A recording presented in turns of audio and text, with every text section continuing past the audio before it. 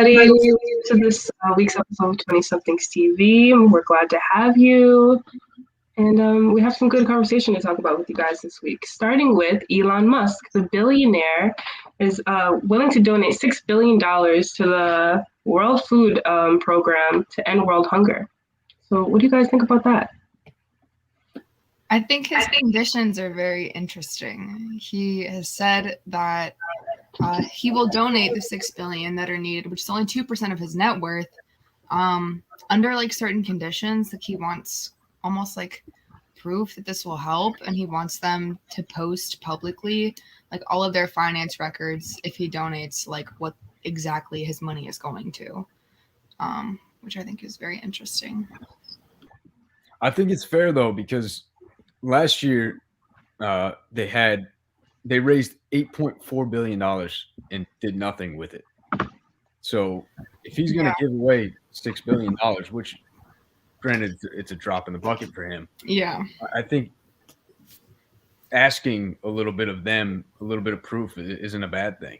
I think it's almost like shady if they don't post it. Like it's only going to be good Absolutely things, right? Like absolutely it is. Because it's $6 billion for him, not a big deal, but for the people that donate their money and it's part of their paycheck and that's actually it affects them directly. They deserve to know as well. When I was first reading the tweet and like the thread of it, it almost was like he wasn't even being that serious. It's like he was taking a stab at them for getting $8.4 billion and not doing a single thing with it. And I don't know, I actually kind of laughed out loud when he said, "I will give you guys $6 billion once you guys show me an actual plan," which I thought is honestly, like you guys, I agree. It's completely the right way to look at it. I think it's sad that nowadays there's been so much scandal with different nonprofit or charitable organizations that it's kind of required. There's been so many times we've seen in the news where it's like misuse of funds, or you don't even know where your donations are going or if that's going to pay people versus like actually the people who need it. So I think it's a very reasonable request, and it's also in some ways I think respectful in the fact that like he has the resources to put towards ending world hunger, but he doesn't necessarily have like the background and the knowledge of how to implement it. So if this I can't talk to that, but if they can put it towards something that is that if they can end world hunger, they should, and they should be prepared, I feel like, to put it into motion. Well, another step that would make, I think, Elon more comfortable with giving the money is like having periodic check-ins about what the program is doing with his money. I'd take a clinical research site class here, and today we were talking about like the government giving grants to researchers to help them with their research, and they do like monthly check-ins to see how their money is being spent. And I think if someone showed that to Elon Musk, then it would go over easier, and he would be more willing to give that money. I also think if he's not willing to give them money, can he just find a different organization that is proven to be very ethical to donate money to? I was reading somewhere that said like, oh, you can go, Amelia. No, I was gonna say, I think in this case too, though, it's like who has the means and like the large enough audience that they can really enact it and it can be well known. Because I think a lot of times there are very strong smaller organizations that make a good impact, but if part of it is reach and audience, so if they don't have the people to get the word out, it can be tricky. Yeah, I think he could. And I've met. Oh, sorry, you good? No, you're on screen. Go ahead. You're big. Okay. You're big on screen. Sorry about that. No, I think he could, and he would be willing to do that. But the fact that the director of the WFP attacked him basically on Twitter saying, "Hey, you made $36 billion.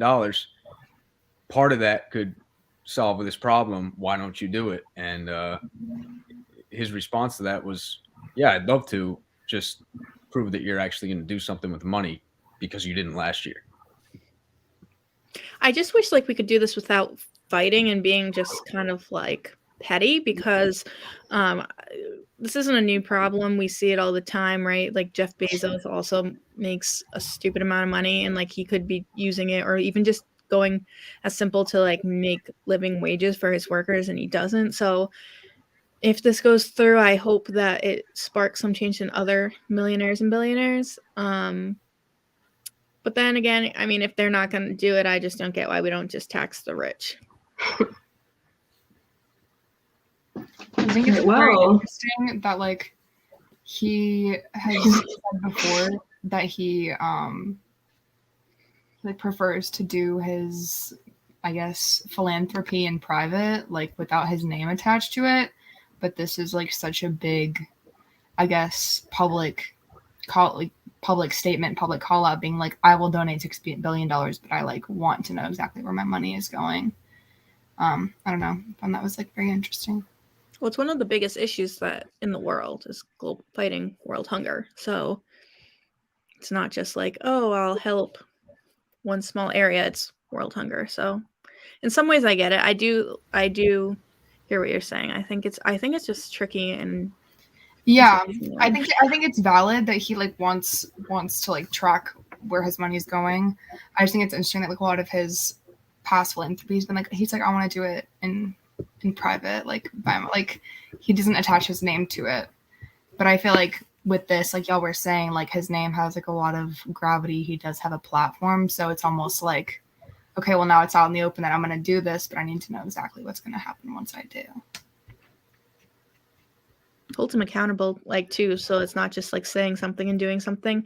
And I do get why like some celebrities or public figures, they like to, you know, do these things in private because, or else then they get accused of doing it for clout, you know. And if he is really doing it out of the good of his heart, which I hope he is, I think though in this situation, putting his name on it is part of creating that reach and creating that audience so that people are aware of what's going on and helping it become public knowledge. Well, he's definitely doing it out of the good of his heart. I mean, he's selling his Tesla stock.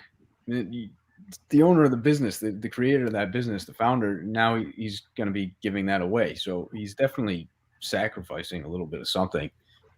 Granted, it's not a ton of money in terms of his overall wealth, but it's something. And I think holding the UN accountable and making sure that his money is actually going to be put to use it's a good thing. And I feel like even if it's not out of the goodness out of his own heart, it's $6 billion to end world hunger. I don't think it really matters the intention of the person because he would be helping tons of people with this donation. Right. If he does it, it doesn't matter. Almost doesn't matter why, as long as it gets done. It's like the end outweighs the intent. So moving on from that, the little baby photographed in Nirvana's 1991 album Nevermind is suing the band over alleged allegations of sexual exploitation. He claims that the picture is basically child porn because his genitals are exposed, and his lawyer even alleges that with the dollar bill featured in the picture, it makes the child look like a sex worker. So what do you guys think about this? This is tricky, I think, too, because technically at that age, you don't have agency over your own decisions, right? It's not like he could have consented to this work. It would have been his parents or guardians. After you. Right.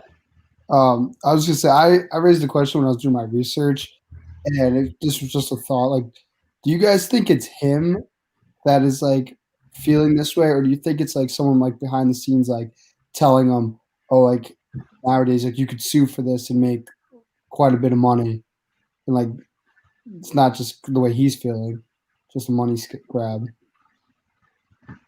Could be.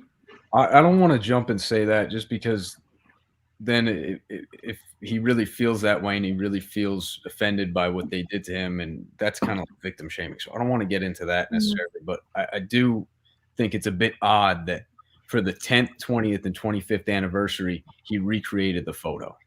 If you really have trauma, I don't think you would play into that. Yeah, that's why I posed the question, because I was like, why is this coming out now and not, like you said, for the other anniversaries? That's why I posed that question. It was the first thing I thought of when we were talking about this. I happen to like Nirvana a lot and pay attention to them a lot. So that's why I'm so confused over everything. I didn't know that. I think there's like no time frame though for like processing it. Like what if like for whatever anniversaries he was like fine with it, and someone would have been like, "Oh, doesn't that make you like feel upset that like it's basically like child porn of you at this age?" He could have like just never thought about that before, and then like after processing that, like it could have like He I don't know, could have. triggered something, you know? He could have, but the 25th anniversary was 5 years ago. Do you really?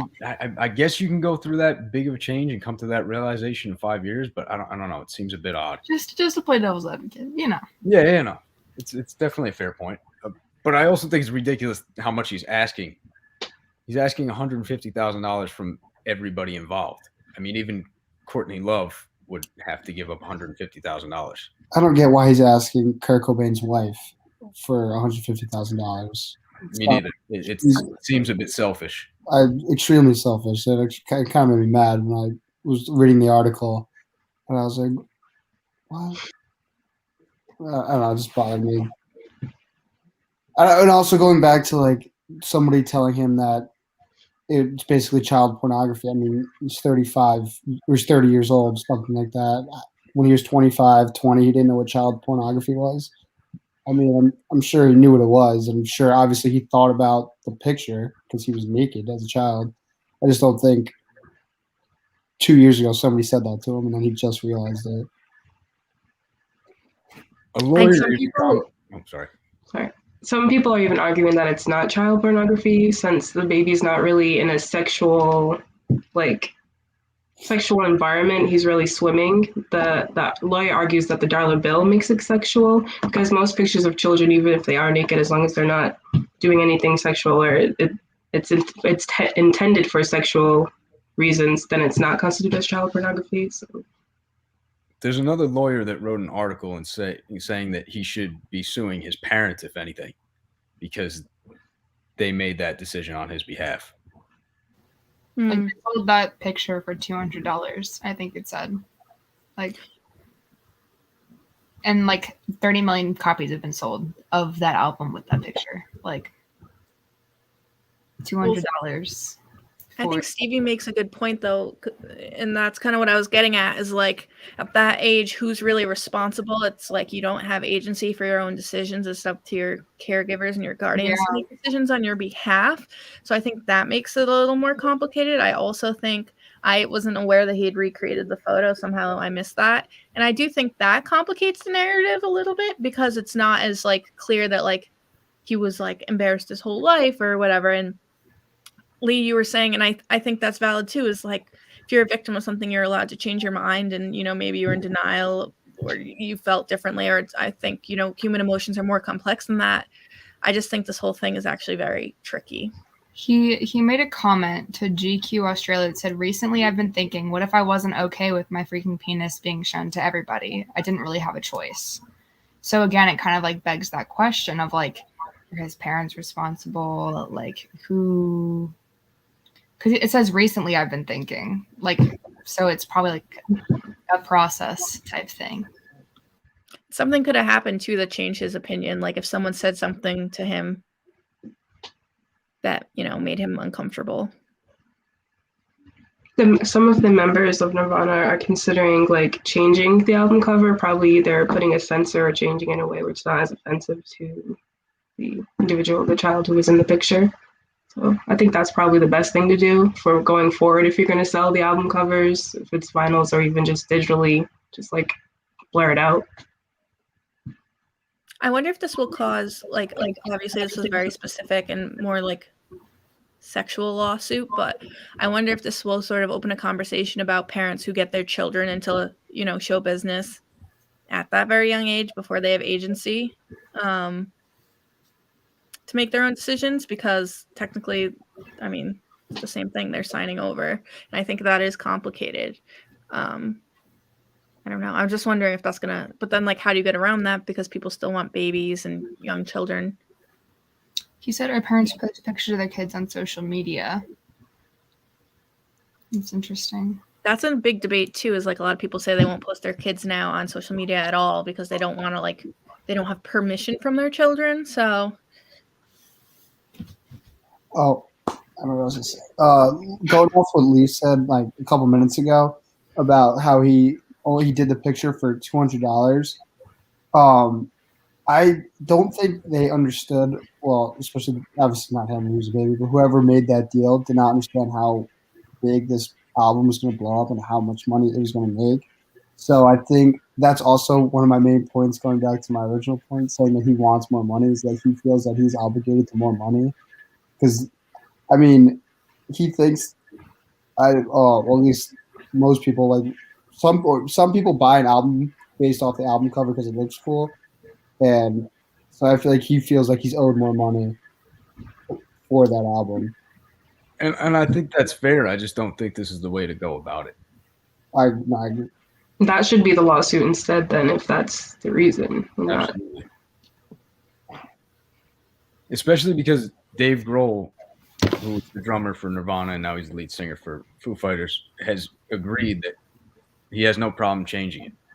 I'm sure if Spencer Eden came forward and said, hey, I don't want this anymore, how do we go about changing that?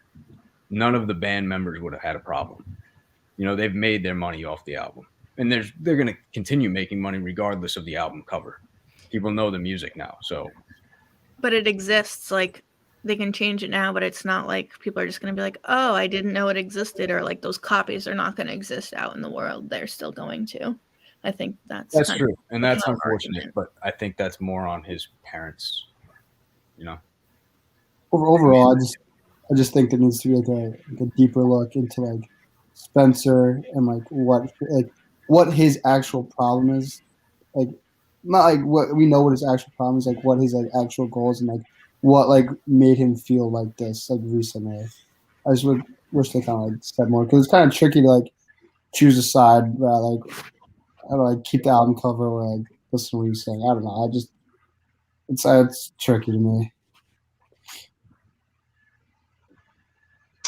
Okay, moving on to our last topic. We know there's an election going on, and in Virginia, the Republican candidate is running an ad that bashes the Democrat candidate over his 2017 decision to veto legislation regarding parents allowing their children to opt out of reading certain material in school if they feel that it's sexually exploitative, or like they just don't feel like it's appropriate for the child to read it.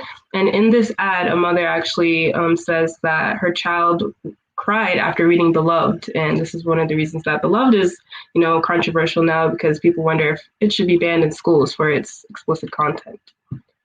And Beloved is a book by Toni Morrison, a Black author, and it's basically about racism and systematic oppression, things like that. It tells the story of an enslaved person. From what I read, it seems like this mom was saying, there was like a quote by her where she said that it gave her some nightmares, just like the content, but also claiming it was too sexually explicit. But then someone else made a really good point, just like in the comments and like other links and things like that, that having difficult conversations and reading difficult material around the topic of like racism and oppression should not be comfortable. Like, it's not an easy, light read, like I don't think it's warranted for it to be banned, even if it has like explicit content. That's not the entire message of the book. And so I feel like you can't really create change without having some kind of discomfort, even if it is that way. People have said that. I think that's a really good point, Lee. Like any literature that or art, I'm gonna say, consumed about, racism, slavery, the Holocaust, these are all things that I don't think anyone's gonna be like, wow, that was a really fun read. I mean, you shouldn't feel that way. I think that would be disgusting. But that doesn't mean that this media shouldn't be consumed. It's really important that we, almost keep consuming it and keep ensuring that it's consumed, because it's all too easy for history to repeat itself and people to forget. I would argue that, like, if we're looking at Beloved specifically and we're looking at slavery and like issues of racism, like now more than ever, people should be reading that and teaching their children so that a better generation grows up. I completely agree with both of you guys. I mean, talking about this specific case with this kid, I mean, he's about to go to college either next year or the year after that. And he's going to be, or I think it was he, was going to be hearing a lot more explicit stuff in years to come. And I just don't know what he's going to do. Like, try to like avoid those situations. Like you need to like know the history to be able to like, move forward with like jobs, getting money. Like I and if you really have like a problem with like the curriculum and like this book specifically, like to get like an exemption from it and like read a different book. I don't think it should be completely ripped out of the curriculum. It also should be said that this kid was in an AP class and he was a senior, so this isn't material that he like a couple months from now would be reading when he's in college. So I don't understand why she felt. It's almost like she makes it sound like the mother as if she's like coddling her child from these materials, but it's like he's gonna go out into the larger world and learn about these things anyways. So Right. If a book's giving you nightmares at that age, life's gonna give you worse.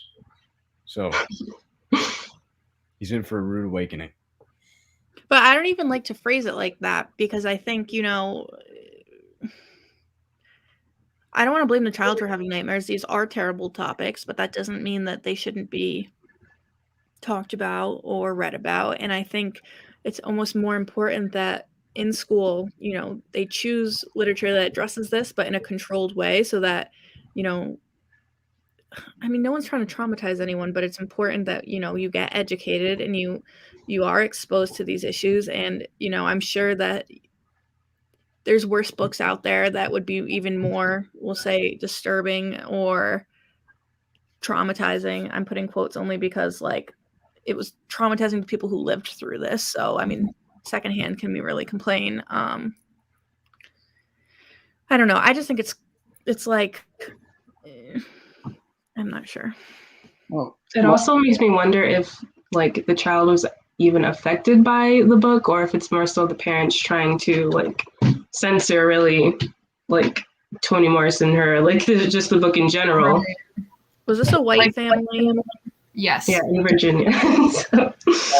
Yeah, exactly. I was reading an article from the Daily Journal. It's like an opinion piece.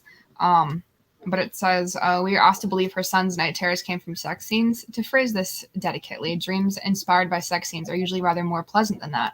So if it seems reasonable to believe that what really triggered Murphy's son, and thus Murphy, was malevolent poltergeist and the weight of hate, horror, and the history it carries.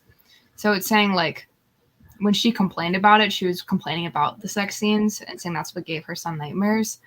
And then, like, didn't really, like, address the fact that like the book covers like explicit racism in America. It just shouldn't be taught is basically like what her claim.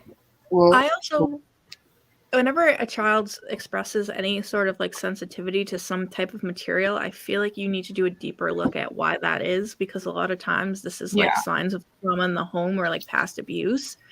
So if it really was the sex scenes giving him nightmares, I would want to know if he had been her complaint should not have been like the book should be banned. Yeah, her complaint shouldn't have been like the book should be banned. It's like, oh, well, why is my child like very upset about this?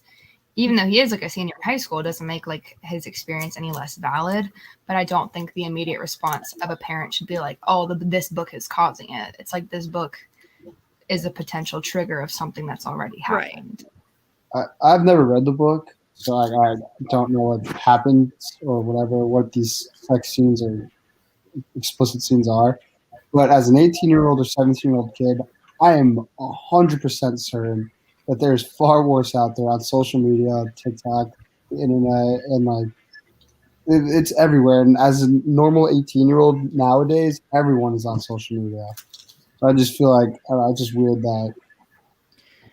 But I don't think it needs to be normal or not. Like it doesn't, like it shouldn't be. Well, if you're probably consuming this anyway, because I just hate when we make generalizations like that. But can we bring that comment up again? That was just up because I think it was really good. Ooh, it was here, now it's gone. Yeah, like let's open a conversation about why students are reading what they're reading and why it's important, and not avoid these topics. And again, like it's part of a bigger issue. I think that the mother knows precisely why that type of book is important, which is why her and like the Republicans in that state want to ban such like a type of book that way. Because like there are other books that are have just as horrible of content you could have picked, but you specifically chose Beloved by Toni Morrison. So I think it raises a bigger question as to whether or not parents should have a say in curriculum, not only at like a high school level, but like even before that in students' developmental years. I personally say that I think we have like such a responsibility as hello Facebook user. Hello. Like, do y'all think that parents should be able to say, this is what I think my kid should be learning? Yes or no? Yes, if they homeschool their child. Yeah, exactly. That's called homeschooling. I agree. Okay, we don't have any further thoughts. That wraps up this week's show of 20 something. Please come back next week for another show to watch us. Also follow us on Instagram at 20somethingsTV. Have a good night, everyone. Hi, Jen. Facebook user. Be safe. Happy November.